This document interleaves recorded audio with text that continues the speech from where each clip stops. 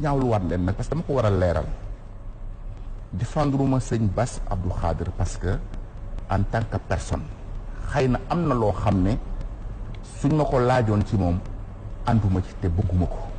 xam nga lu tax permettre nit ma taxaw di saaga sëriñ parce que day ànd ak buur suñ tubaab fi mu ne leen buur bu ànd ak sëriñ bu ànd ak buur xam nga nu mel comme weñ bu tong ci ay dem ginnaaw kër loolu suñ tubaab bindee.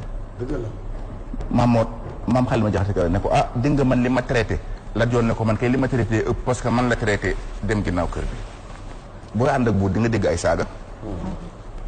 mas naa ko ne Mbàkke mbaa xam nga ne seen Touba ku bëgg Macky Sall fanaanu bi te xam nga ne ku fi bañ Macky Sall ku ne rek mën a xirut ci yow mu ne maa loolu doy na waar ça qui permet les insultes mais nag man je suis un religieux mon rôle c'est défendre tout ce qui a trait à la religion du ma bàyyi benn nit rek taxaw live rek saaga ko neex taxaw religion bi mu neex où est mon rôle du dëgg du yoon loolu moo tax ma défendre lii ma wax nii gis nga li ma wax nii tiiru ma ko sax ci moom damaa dem wuti xam-xamu dossier bi loolu moo tax ma wax lii mais daal Macky Sall daal mooy l'homme indéfendable boo xam ne sëriñ bu ci bañ saaga na nga ko moytu parce que ku tilim la fu mu jëm tilim la fa yóbbaale waaye nag su ma si nit képp kuy saaga sëriñ yi na nga pour Macky Sall na nga ko saaga pour yeneen yi mu def te concerné wul sëriñ.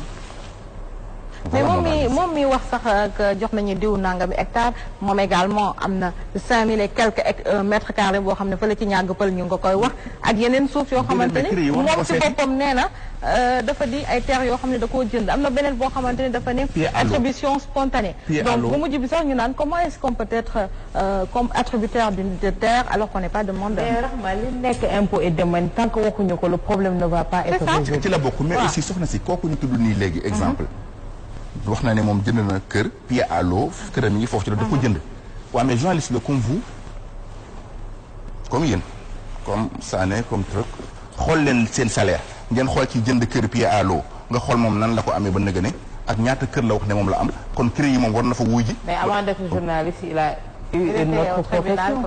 à laquelle. à laquelle un journaliste est plus riche qu'un greffier. ah bon mais oui bien sûr. ah oui mais bul fàtte tamit ne foofu dama la ci jox tamit info que Madiambal dafa gagné benn procès boo xam ne ak benn kiiw organisme international. quel projet. ben non attends. mais oui ba gagné fa ba am fa xaalis. mais que auquel. ñoo il a ko. été chef d'entreprise. ba pare loolu moo tax ba mu créé. mais il s'agit pas de faire le procès. waaw non dañuy wax affaire gestion man dama d'accord. waaw man d'accord naa tamit. ak sëñ Modou Moussa Dieng buy ñaan. waaw dégg nga nit man xam la mooy nit booy kaas. waaw da ngay kaas bu muy neex nga kaas. bu naqaree nga kaas. voilà man loolu laa gëm. ci doomu mais du parce que dafa naqadi rek nga bëgg a kaas. waaw waaye léegi tey kii na. tey neexul léegi yow tey jii jox nañ la fii. ba doo ci wax doo wax mbóot yi ba nekk. loolu jaaduwul. c'est vrai.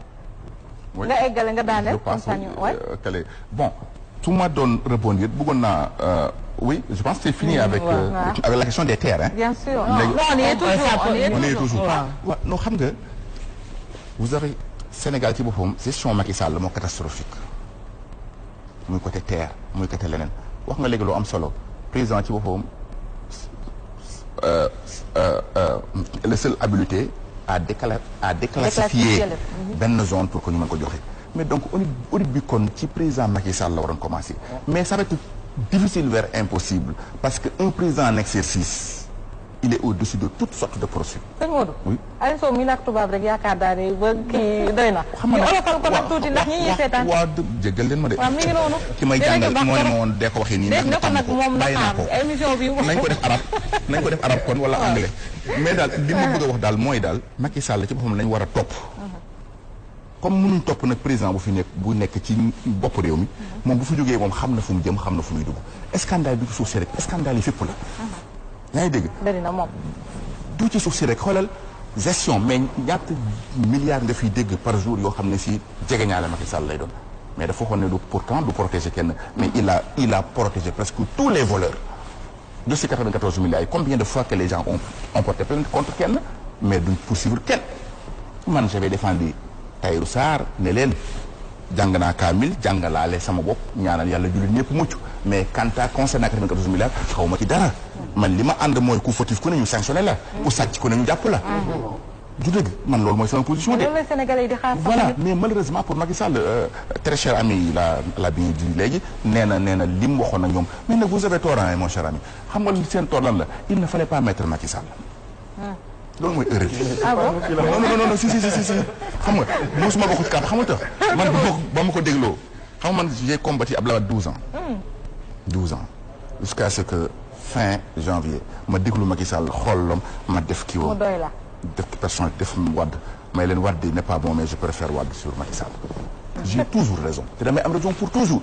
waa Touba dañu doon saaga dañu la jox 250 millions dañuy def nangam waa Touba tey ñoo wël ko ñoo bëgg maanaam def ma wàllu yu ci loolu. parce que loolu mooy vision da ngay xool nit. ni diw di doyuma. Oustaz Sidy Lamine Niass waxoon na ko fi sama xarit ba yam ko yàlla dolli xéwal. amiin diw doyuma bis bu fi toogee génn naa ci yàlla ngeen ko rëcc. malheureusement c'est actuellement le cas. Voilà. Aliou. par rapport toujours au combat gis nañu.